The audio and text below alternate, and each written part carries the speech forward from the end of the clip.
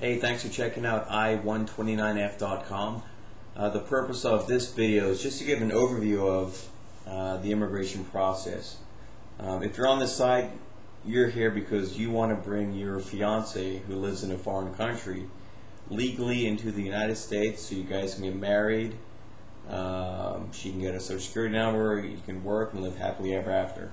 So this video here is just to give a broad overview of what needs to be done in order for that to happen. First and foremost, you have to be a U.S. citizen, and she has to be living in her foreign country. So in this case, I'm a U.S. citizen. My fiance lives in Canada, so she was in Canada, I was in the U.S. I filed the I-129F document, read through it thoroughly, double-checked everything, sent it off, received the approval notice from the Department of Homeland Security, and then that document was sent up to the U.S. Embassy in Canada. Once up there, my fiance received a letter from the U.S. Embassy advising her of various items that she needs on a checklist, things like birth certificates, police background checks, a very thorough medical exam that you have to schedule with a physician of their choosing, and just other personal items like passport copies, things like that. Once my fiance had that checklist completed, she, per the instructions of the letter, she faxed it back to the U.S. Embassy in Canada. They then gave her an interview day, which she would show up to the embassy there and sit down with the immigration officer, and they would go through all the documents on the checklist, pretty much verify that she is who she says she is, and the fact that I am her fiance and we do intend to get married. So once she had that interview process, they gave her a sealed envelope that she was to present to the border crossing agents once she crosses into the United States. So that was the next step of her actually physically coming from Canada to the U.S. When she crossed into the U.S. there, she met with an agent, sat down, my fiance showed that she had a K-1 visa. They went through all the docs once again, and then she got a stamp in her passport there that says your visa here is good for 90 days. You have 90 days to get married in the United States. You cannot come back into Canada during that time. You have to stay in the United States. It's frustrating. You can't go back and forth, but that's it. It's a one-time visa, so you just really have to follow all the rules and regulations. You can't try to skip around or assume anything. Just follow what's written down and what they say. So she crossed into the U.S. We got married pretty quickly, within 30 days or so, because there's a whole nother round of docs you got to file after that. So we had a pretty small ceremony, and we got married, and then filed the next round of docs, which was to switch her to a permanent resident of the United States. It kind of changed her classification now to a permanent resident, and that is the I-465 doc. Once again, just print out the doc from the immigration website. Read it through thoroughly. It's going to ask for copies of marriage certificates, photos, things like that. You'll send that away, and once she gets her status approved, you'll then go in and get a interview for her to get a green card. That's when she can work and get a job, open up bank accounts, things like that. I will say,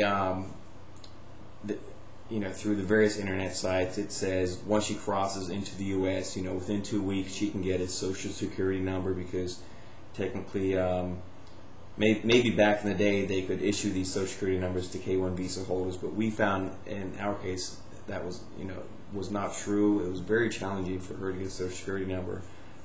We spoke to many people at the office, Social Security Administration office there, Department of Homeland Security, all kinds of folks. And in our case, the only way they would give her a number is once she had a green card.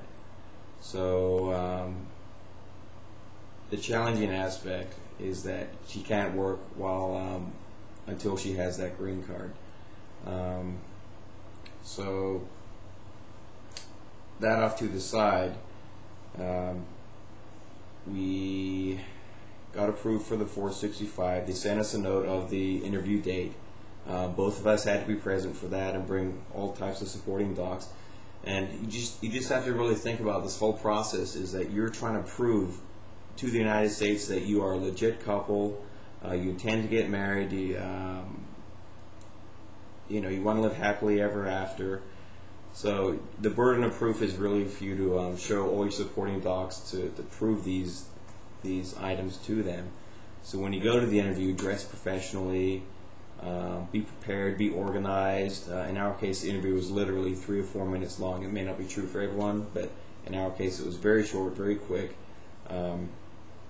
We passed the interview, and then within 10 days, my wife now got her green card in the mail. With this green card, we can now go to the Social Security office, show them that, apply for a Social Security number, which for us took a very long time. 6 months after we got the green card, we got a Social Security number. They may have been backlogged. The frustrating aspect is that no one at the Social Security office or anywhere will know the status of your case or how long it's going to take. All they have is their computer that says if it's pending or approved. All the Social Security numbers apparently are issued somewhere in the Northeast United States. They're no longer issued directly at the Social Security office in your city there. So just like everything else, you just have to play the waiting game.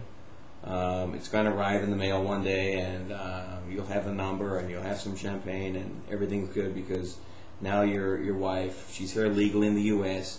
She has a green card, so she can travel back and forth to her home country or wherever you want to go. There's no limitations to traveling now. And she has a Social Security number, so she can work, open up bank accounts, start living a normal life again. The green card is good for 2 years. It's a conditional green card. You have to go back 2 years later for another interview to essentially prove that you are still a happily married couple. So they won't send you a reminder notice for that either. You just have to keep that in the back of your head at all times. And we're going to be filing that in about 1.5 years or so. But this is just a general overview of the process. We'll give you more details on each form that we file, some of the questions we had on each one, things like that, some hints and tips, and just some of the things that we did for her to successfully immigrate to the United States. We didn't have to use a lawyer.